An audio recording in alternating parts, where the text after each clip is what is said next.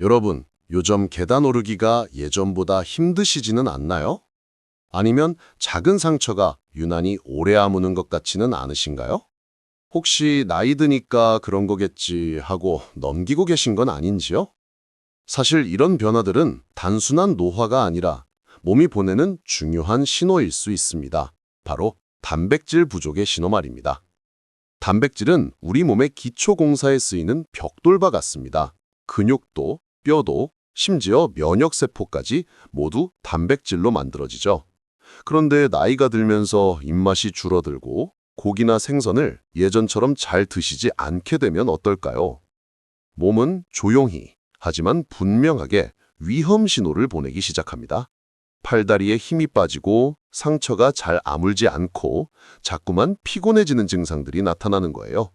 오늘 이 영상을 끝까지 보시면 여러분이 지금 겪고 계신 몸의 변화가 단순한 노화인지 아니면 단백질 부족 때문인지 정확히 구분하실 수 있을 겁니다. 그리고 어떻게 하면 이런 신호들을 되돌릴 수 있는지도 알게 되실 거예요. 혹시 여러분도 최근 몸의 변화 때문에 걱정되었던 경험이 있으신가요? 댓글로 들려주세요. 단백질이 부족할 때 가장 먼저 나타나는 신호는 바로 근육이 줄어드는 것입니다. 68살 김영수님은 최근 이상한 변화를 느꼈습니다. 평소 쉽게 열던 병뚜껑이 안 열리고 의자에서 일어날 때마다 하는 소리가 나더라는 거예요. 처음에는 나이 들어서 그런가 했는데 알고 보니 근육이 빠른 속도로 줄어들고 있었던 겁니다. 우리 몸은 60대부터 1년에 근육량의 1%씩 자연스럽게 줄어듭니다. 하지만 단백질 섭취가 부족하면 이 속도가 2배, 3배 빨라져요. 마치 집을 짓는 벽돌이 모자라서 기존 벽을 허물어 쓰는 것과 같습니다. 팔 힘이 약해져서 무거운 물건을 들기 힘들어지고 다리 힘이 빠져서 계단 오르기가 버거워집니다. 심한 경우에는 걷는 속도까지 느려지죠. 이런 변화를 의학에서는 사르코페니아라고 부릅니다. 단순히 불편한 것을 넘어 넘어질 위험이 커지고 골절로 이어질 수 있어요. 더 무서운 건 심혈관 질환이나 치매 위험과도 연결된다는 점입니다. 하지만 다행히 근육은 나이와 상관없이 다시 늘릴 수 있습니다. 매 끼니 손바닥 크기만큼의 단백질 식품을 챙겨 드시면 3개월 정도면 눈에 띄는 변화를 느끼실 수 있어요. 근육은 우리 몸의 저금통과 같습니다. 지금부터라도 차곡차곡 쌓아두시면 10년 뒤 건강한 노후에 든든한 밑바탕이 되어줄 겁니다. 두 번째 신호는 상처가 잘 아물지 않는다는 것입니다. 70살 박순자님은 며칠 전 요리하다 손을 살짝 베었습니다. 평소 같으면 며칠이면 아물 작은 상처였는데 2주가 지나도록 계속 진물이 나더라는 거예요. 병원에서 검사해보니 특별한 질병은 없었고 의사는 단백질 섭취를 늘려보세요라고 조언했습니다. 단백질은 우리 몸의 수리공과 같은 역할을 합니다. 상처가 났을 때 새살이 돋아나고 피부가 다시 붙는 모든 과정에 단백질이 필요하거든요. 하지만 단백질이 부족하면 어떨까요? 몸은 상처를 고치고 싶어도 재료가 없어서 제대로 수리를 할 수 없게 됩니다. 그래서 작은 상처도 오래가고 염증이 잘 생기며 심한 경우 상처가 덧나기까지 하죠. 특히 어르신들은 피부가 얇아서 작은 충격에도 쉽게 멍이 들고 상처가 납니다. 이때 단백질이 부족하면 회복 속도가 현저히 떨어져요. 병원에서 수술 환자들에게 단백질 섭취를 강조하는 이유도 바로 이 때문입니다. 수술 부위가 빨리 아물려면 충분한 단백질이 있어야 하거든요. 만약 여러분도 요즘 상처가 유난히 오래 간다거나 멍이 잘 든다고 느끼신다면 단백질 부족을 의심해 보셔야 합니다. 달걀, 두부, 생선 같은 부드러운 단백질 식품을 매 끼니 조금씩이라도 챙겨 드시면 몸의 자연 치유력이 되살아날 거예요. 상처는 몸이 보내는 소중한 신호입니다. 세 번째 신호는 머리카락과 손톱의 변화입니다. 65살 이민영님은 최근 거울을 보며 깜짝 놀랐습니다. 머리카락이 예전보다 훨씬 가늘어지고 푸석푸석해진 거예요.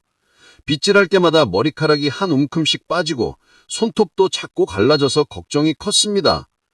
사실 머리카락과 손톱의 주성분은 케라틴이라는 단백질입니다. 마치 집의 기둥과 같은 역할을 하죠. 단백질이 부족하면 이 기둥들이 약해져서 머리카락이 가늘어지고 쉽게 끊어집니다. 손톱도 마찬가지예요.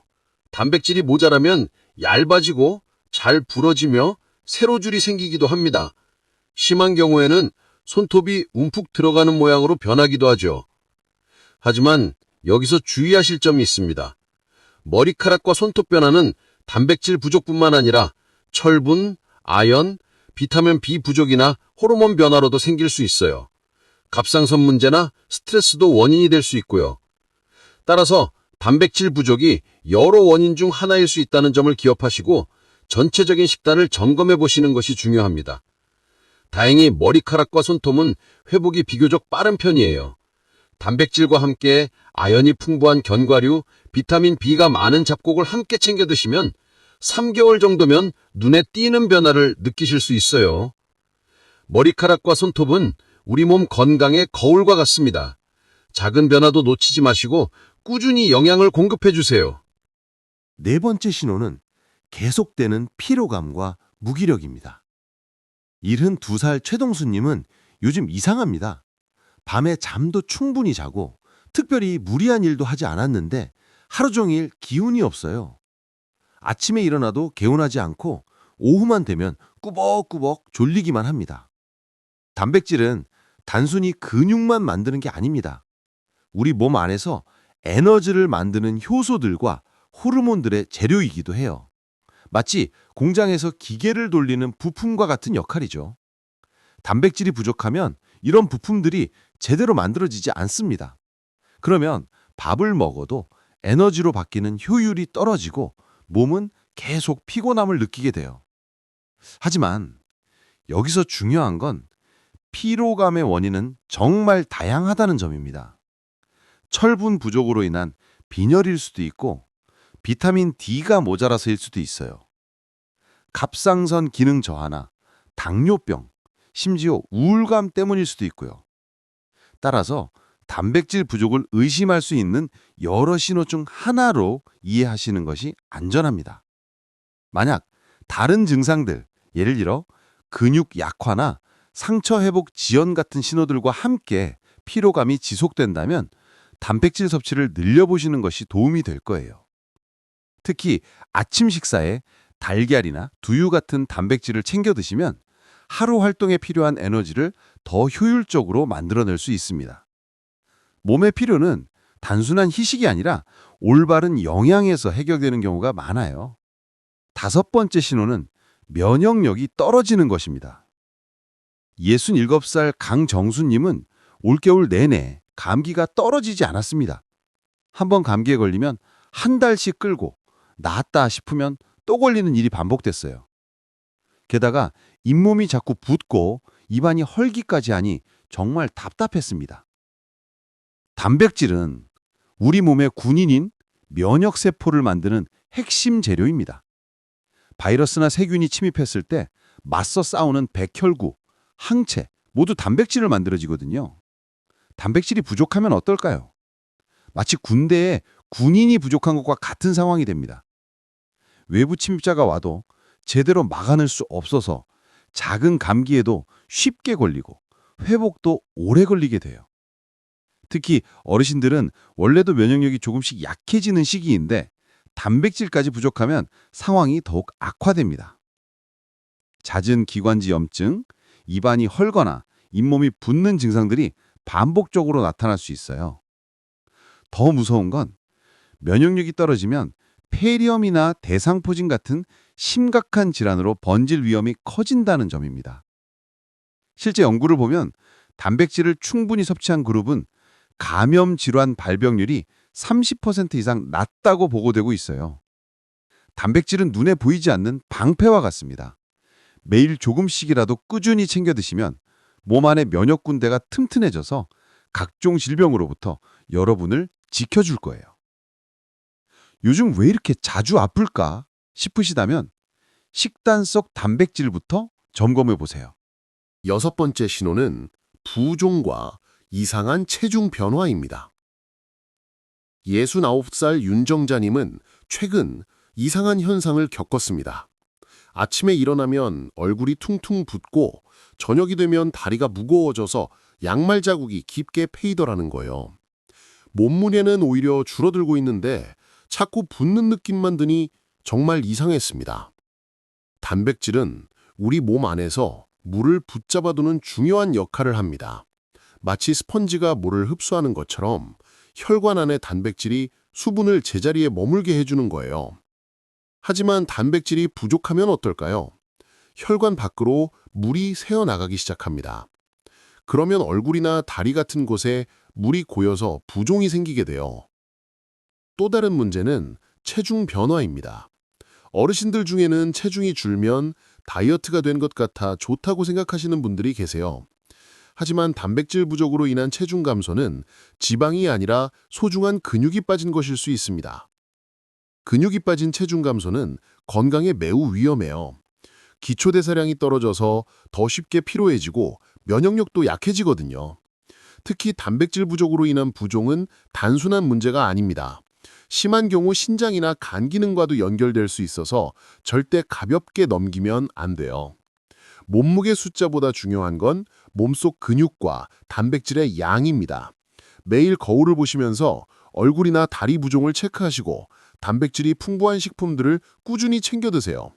건강한 몸은 적당한 무게가 아니라 단단한 근육에서 나온다는 걸 기억하셔야 합니다.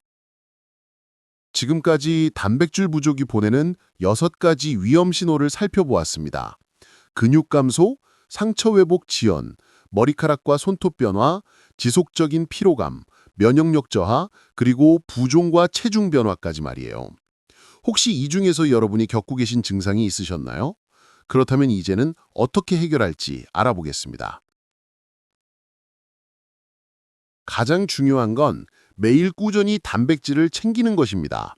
어르신들은 한 번에 많은 양을 드시기 어려우니 아침, 점심, 저녁 3끼에 나누어서 조금씩 드시는 게 좋아요. 아침에는 달걀 1개나 두유 1잔, 점심에는 생선 1토막이나 두부 반모, 저녁에는 닭고기 작은 조각이나 콩 요리를 챙겨보세요. 치아가 불편하시다면 갈아 만든 두유나 부드러운 달걀찜도 훌륭한 선택입니다. 특히 저녁보다는 아침과 점심의 단백질을 충분히 드시는 게 중요해요. 하루 활동에 필요한 힘을 미리 비축해두는 셈이거든요. 단백질 보충제를 고려하실 수도 있지만 반드시 의사와 상담 후 드시기 바랍니다. 개인의 건강 상태에 따라 적절한 양이 다르기 때문이에요. 기억하세요. 단백질은 특별한 약이 아니라 매일의 음식에서 나오는 것입니다.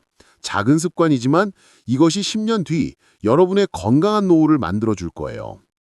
오늘 내용을 들으시고 가장 먼저 실천해보고 싶은 단백질 식품이 있으시다면 댓글로 적어주세요. 그리고 이런 건강 정보가 도움을 되셨다면 구독과 좋아요 버튼을 눌러주세요. 여러분의 작은 관심이 더 많은 분들께 건강한 정보를 전하는 힘이 됩니다. 개인 건강 상태에 따라 다를 수 있으니 시작하거나 변경하시기 전에는 반드시 의사와 상담하시기 바랍니다.